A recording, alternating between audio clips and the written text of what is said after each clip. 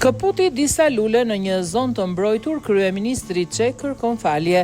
Kryeministri çek Andrew Babis kërkoi falje publike të dielën pasi këputi disa lule në një zonë të mbrojtur në Lisahora, një mal në lindje të Çekisë, duke thënë se do të paguante një gjob nëse do të ishte e nevojshme. Në një video të publikuar në Facebook, Babis tha se i kishte këputur lulet teksa kujtonte një koleg të ndjerë nga lëvizja e tij politike ANO, me të cilin më parë kishte ngjitur këtë mal. Është e mundur që të kem shkelur ndonjë ligj për të cilin kërkoj falje, sigurisht nëse është e nevojshme do ta paguaj gjobën, tha ai.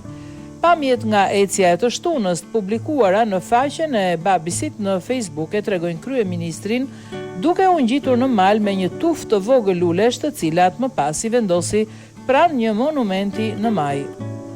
Babis shoqëroi nga 2 ministra politikan të ANO-s dhe mbështetës së tij gjatë ngjitjes në majën 1324 metra të lartë, e cila është pika më e lartë e vargmalit Beskidët Moravo Silesian.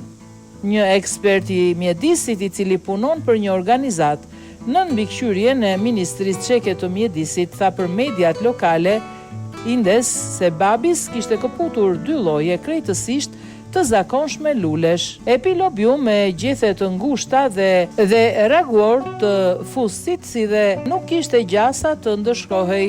Ato janë lule krejtësisht të zakonshme, nuk ka absolutisht asnjë problem, madje as në një park kombëtar, tha eksperti i cili u identifikua me emër.